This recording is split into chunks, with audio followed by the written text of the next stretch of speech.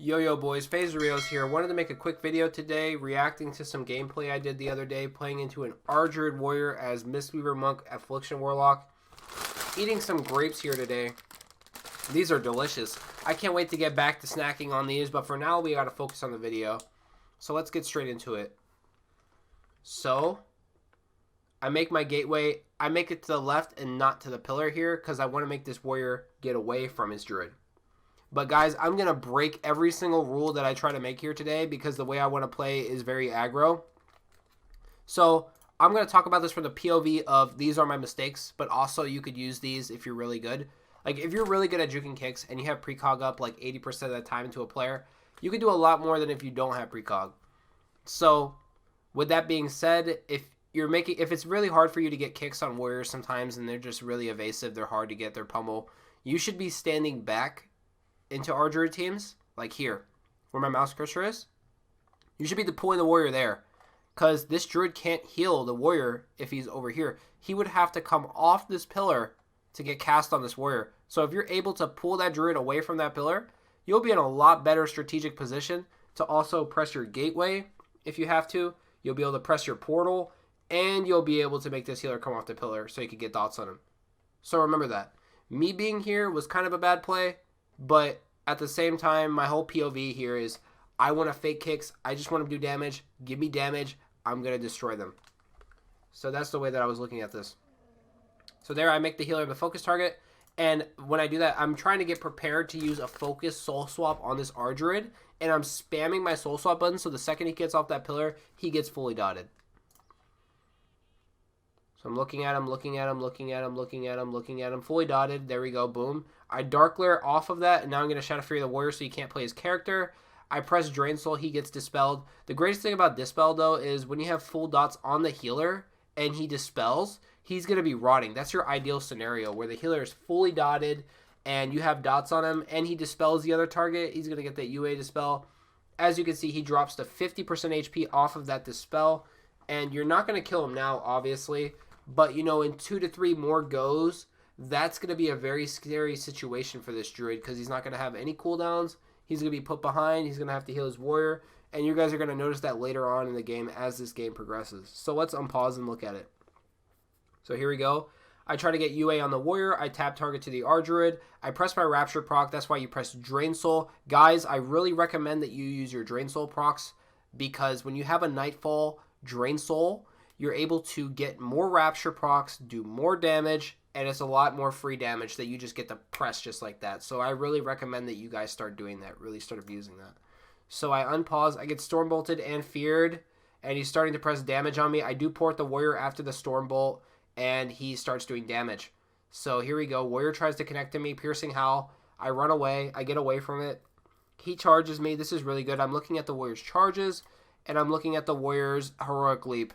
He doesn't have any buttons here to stop me from doing anything, and I don't see any cooldowns. So I don't look at this like, hey, I got to port soon or anything like that. I don't look at this as any danger right now. I also do not see on the right side Colossal Smash, which is a huge part of his damage that increases his damage. So in my head, I look at this like I am okay. You guys need to stop panicking and moving your character and start sitting and starting to cast. I see a lot of reviews where I'll see a lot of players wasting a lot of precious globals, moving their character instead of standing still, planting, and doing damage. That's why your damage doesn't look the way that mine does, is because you're moving too much and you're not focusing enough on doing pressure and using those globals. So let's get straight back into the clip. So I Drain Soul both of them, and then I go into a Drain Life. The reason why I Drain Life here is because I had a 50 stack Drain of Inevitable Demise. It's a talent that increases your Drain Life damage every single time you have a proc and it stacks to 50, it'll incrementally increase your drain life ticks to do a lot more damage. So you guys need to start dumping those 50 stack drain lives to do more damage. And after that, then you could start spamming your Rapture if you have more globals. So as you can see, I have more globals here. I do have Pummel on 8 seconds cooldown here, which means that I'm able to cast after that drain life. I could press Rapture more. I could keep my uptime and my dots higher. And as you can see, I do have a Soul Swap active. So with that global, I was trying to get dots on the healer. Let's see what we managed to do. We get full dots on the healer, great. Then I Drain Soul to dump my Nightfall proc, and I press Rapture. So I press Rapture off my 2 procs because it's a lot quicker than casting. He gets a Dispel. And let's go back for a second. So I Drain Soul. This is my proc indicator. You guys can have your own proc indicator. It doesn't matter. But it just informs me that I have 2 stacks of my Drain Soul with Tormented Crescendo thing, which allows me to get 2 Rapture procs for free. That's just my indicator, but to go on and expand upon that, I pressed my Drain Soul because I knew that if I did that, I would have a chance to get more Raptures than if I just free casted it. So that's what I did here. I just Drain Soul, and now I have my Rapture proc, and this warrior is fully dotted, so I just start spamming the Rapture. You don't see his HP dropping as much when I do this, and that's perfectly okay. Every time that you guys do damage into somebody, it's hurting not his HP bar, not the idea that you're going to kill him anytime soon, but it's hurting this blue bar that you see on this druid here. And this blue bar on this druid goes down every single time you decide to cast any damage, which is winning you the game slowly. You guys have to realize that, and that this warrior is on a timer, and you are also on a timer, so you guys need to also be utilizing those globals, do more and more damage as you play the game. Don't be moving as much. I see that way too often where you guys are trying to move your character instead of standing still and just doing damage. So obviously kiting is part of it, where you need to kite away from the druid to get him off the pillar to do dots. And the better the druid, the harder it is to get dots on him. I really guarantee that. So if you guys do want to climb, you need to work on your positioning, work on pulling druids away from pillars or any healer that's on a pillar so you can fully dot them and really put that pressure on them. So let's unpause. So I coil this warrior, and I start spamming Rapture, like I said before. And that one, he came out for the Dispel and the Coil, and he got Raptured as well. So he took more damage there. So here we go. I'm doing around like 40k DPS here, and I'm just pumping this warrior. I try to fake his pummel. And guys, it's really good to start like fishing. You should learn how to fish for pummel, where you cast. And it's okay to not cast immediately after, because then the guy's going to kick you at the beginning of the cast. So what I'd recommend with your kicking pattern is to juke. Get to around 30% at first. See how fast they are. You know, first, do like an instant. Be like 10%, stop casting. Then, if you notice he's not even trying to bite you, go to 20% to 30% on the next juke. And if you realize he's still not biting you, 50%. And the guy's like, oh, he's about to have his finger over pummel. You know that. Like, you could tell by the way somebody is like hitting you that, hey, bro, this guy really wants to kick me. And sometimes they're just oblivious, but other times they are watching you. And I always pay attention to that. And every time I'm versing somebody in arena, I think about them as they're watching my cast. I think of them as they're a conscious player. And that's how you guys should be playing every game. So this warrior hitting me in the face, I'm just trying to think of him as he's the best warrior in the game. I think of every single time I press my cast, if he has a pummel available, I'm going to be sitting there and I'm going to be juking until I get his pummel. But I'm not going to make my cast the same every time. I'm going to switch my juke every single time. So if we go back here and we look at a successful time where I got pummel, because like a lot of people like to ask me questions like, how do you juke, right? So I like to tell them how I juke. So as you can see, 20%, cancel, 30%, cancel. Drain, I got kicked here, but sometimes you don't get it. Sometimes it doesn't work. So let's see what happens on the next one. Because, you know, sometimes I make mistakes too. Everybody makes mistakes. You don't get everybody's kick. Right? And that's perfectly fine. You guys need to accept the fact that sometimes you're going to get kicked, and that's okay. But let's see what happens after this, okay? I got kicked again. I'm bad. Holy shit, I'm bad. So also, you could kick into Reflect for his Spell Reflect. That's another thing that you guys could get good at, and it would help improve your gameplay as a player as well. For some reason, I just soul swapped and I only had a corruption. Wow. What is going on here? But we are drain souling the healer. We get a proc. And what is this warrior going to be doing? He leaps in and he hits me there. Oh, coil. This is a really good position. So like guys, when I went into the room, it's really good because I baited this healer to come off the pillar. This is like positioning 101, where every time you pull someone line of sight, the other healer is forced to either come in to heal, or this guy is forced to come out to get healed. And it's a situation where the melee is usually going to be like, hey, bro, you need to come and heal me. But most of the time, it's not the melee's fault. I mean, it's not the healer's fault. It's the melee because he's running in. So this is a bad mistake on the warrior, and you guys need to be abusing when someone does that. If you can bait somebody behind the pillar because they're oblivious to where their positioning is, that's a good thing for you guys. You should be taking advantage that his hots are either expiring or falling off, or, you know, he's going to have to exhaust cooldowns to get away. Which in this situation, he's 50%. This healer had to trinket earlier. He has no trinket. He's 10%, if not 15% mana. I don't know what that looks like to me. And this warrior's around 50% HP. So we're in a very good spot to just win this game. So let's see. Maybe we're juking here. Let's see. I don't know, but I want to show you guys a situation where I do get a successful juke so you guys can see what I'm doing. And it'll help you guys become a good player. And guys, guess what? So I have a little short story. When I'm on EU and I'm versing warriors in world PvP, I don't know why. EU world PvPers that are like, you know, they're probably 1200 EXP in arena.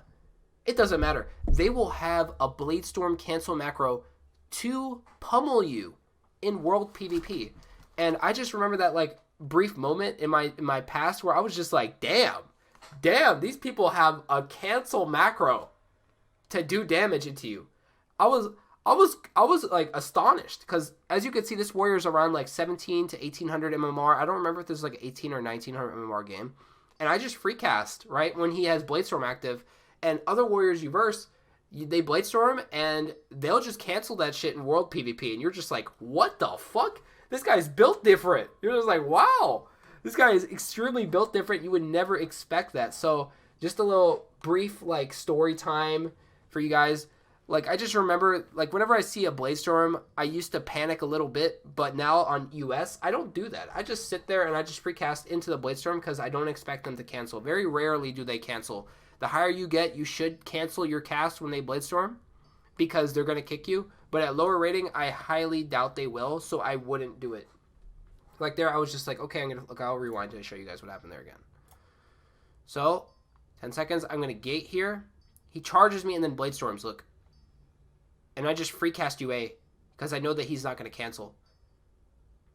I also do have a soul swap. You guys need to be utilizing your soul swaps off CD. If you see the healer in your line, perfect timing to get the full dots on the healer and start accelerating this game. So there we go, full dots on the healer. And whenever I see him, I try to drain soul him if I can. Don't get it there. I do get pummeled again.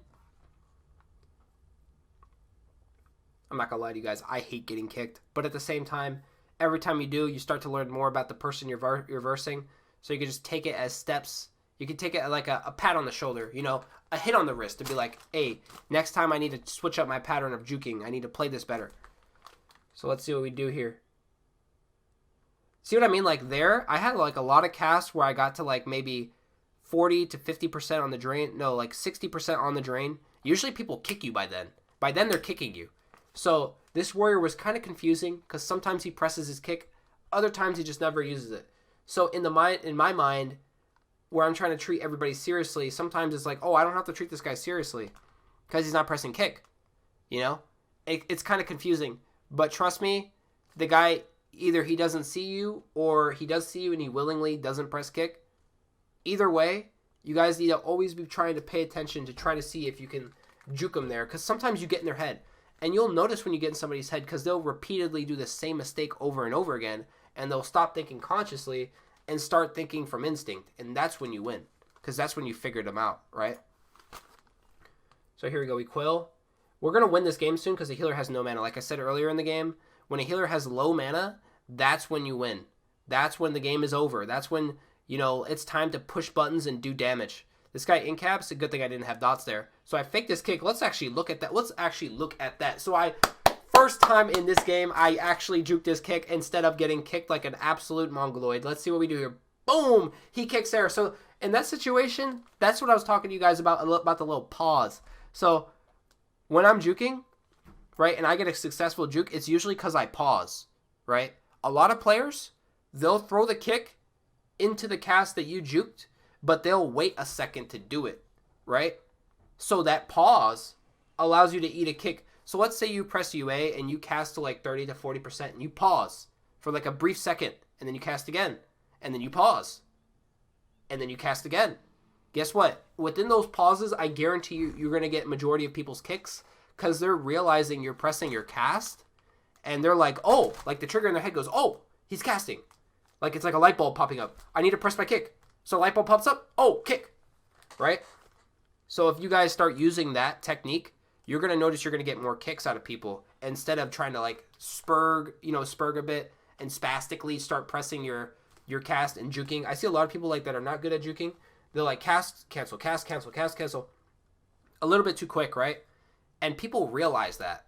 They realize that, but they don't know why they realize it. It's like a subconscious thing that goes on in their head, and it makes it really easy to kick them. You're going to notice if you're doing that, it's hard to not get kicked. You're like, oh, there's no point in faking because I'm just faking for 10 seconds and never getting a kick. But for the most part, for me, I get even the best of players' kicks. Rank 1 players, AWC players, I get their kicks all the time. And it's because I'm pausing. The pause gives people frustration if they're trying to like kick you. And that's the one thing about a caster versus a melee guy is where as a caster, there's a lot more dimensions of the game that melees do not have to understand because they don't have a cast bar. But as a caster, you guys have that extra added concept to your class that makes it more advanced. So I really do hope that you guys practice this in Arena. This will make you a better player.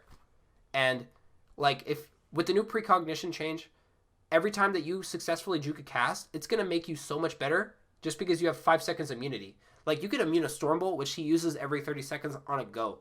Like a warrior, like okay, so let me break it down a little like simply, because I have a lot of people that come in my comments and they're like, what do you mean by a go? So a go is basically every time that they have crowd control, aka CC. Whenever I say CC, I mean crowd control. When there is a target that hits you like a warrior, his crowd control on his go is Stormbolt. Now, what is Stormbolt? Stormbolt is a 3-second stun that warriors have every 30 seconds. If I'm wrong, it's 45. I don't know. It's 30 or 45. And every 30 seconds, a warrior will throw a Stormbolt out to stun you to create a go. And usually, the healer or whoever he's with will pair it up with any CC on your healer, or vice versa, hit your healer and CC you.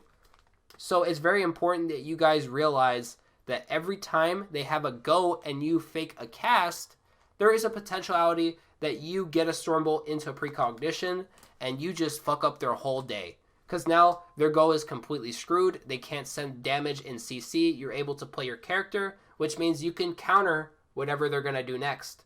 So guys, I really hope that you guys are getting better at juking, because this element of the game is really important, especially in today's game. And it really makes the difference between a rank 1 player and somebody who's even rival. Like, you could be rival right now, get better at your jukes, and boom, you can ding like 2,400 or even hit 27, hit your goals. You know, you could push for rank 1. If you're able to juke people's kicks at a high level consistently, you are able to climb to pretty much any CR you want. Now it just matters what you're doing in the time that you have precognition. Are you doing damage effectively? Are you pressing CC, aka crowd control, effectively onto healers? It all matters. Everything that you're doing within those 5-second windows matters, because those 5-second windows are honestly the times that you're able to cast without micro CC hitting you, without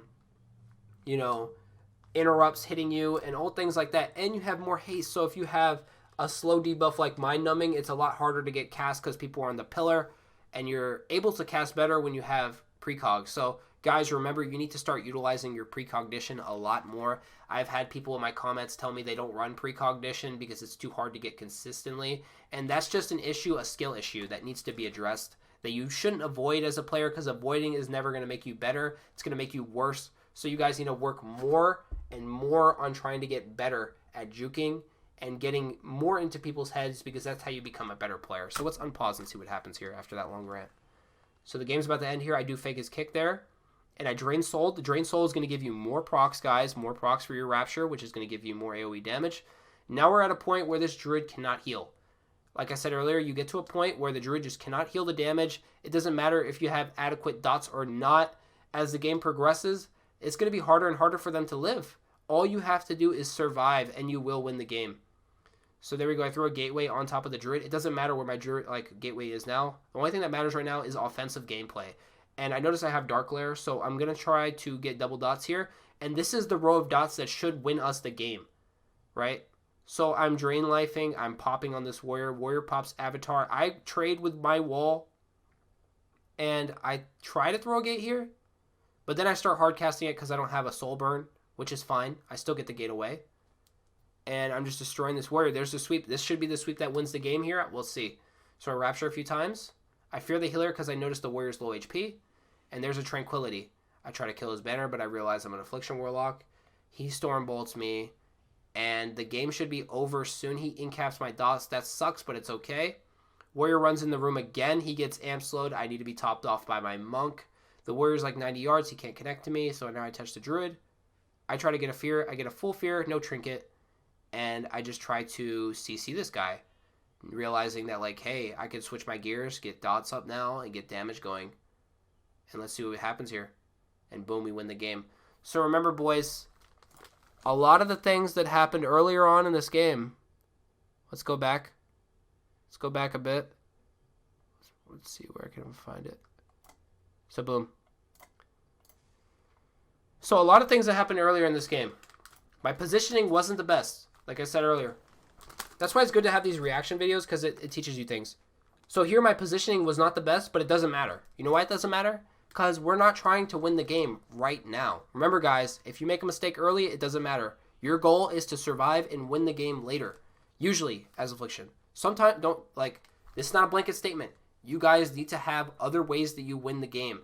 But in 2v2, as a healer lock combination into our Druid Warrior, the majority of the wins that you're going to get into this comp are going to be a dampening win. It's going to be a win where that mana bar on that Druid hits 0%. So you guys need to do your best to try to live as long as you can, and that's the most important thing that you should do here. Okay? So back to this for 1 second. I just want to show you guys 1 second. So like my positioning is not the best, and that's fine. Do I do the most that I can here to survive on an Avatar? Yes. Do I not pop wall on his Avatar? Yes. Want to know why? Cocoon's on me, and my healer's out of CC. Remember, guys, if your healer's out of CC, don't pop cooldowns. If your healer's in CC, you need to pop cooldowns, especially when there is big cooldowns active. Okay? So the moral of the story with everything that I've showed you guys here today is don't take the game too seriously at the start. Focus on your win condition. Focus on getting that healer to win the game. Okay? In this situation, you need to do that. Focus on that. And then the next thing that you guys need to focus on is getting dots on your target using adequate globals and not moving too much. Because some people will be moving around too much. They're kind of panicking because damage is happening and they're kind of scared. I understand. When you're a newer player, you don't really fully understand what's going on, and that's perfectly fine. But just realize that if cooldowns are not active, if Avatar is not active, more than likely you can stand still and eat a little bit of damage so you can do a little bit of damage. Okay, guys? So more focus on doing damage, more focus on getting precognition, more focus on trying to take the game long and not panicking about making a mistake early. And you do those three things, and I guarantee you guys will become better players. Anyways, boys, thanks for watching, and I'll catch you guys next time. FaZe Doritos out.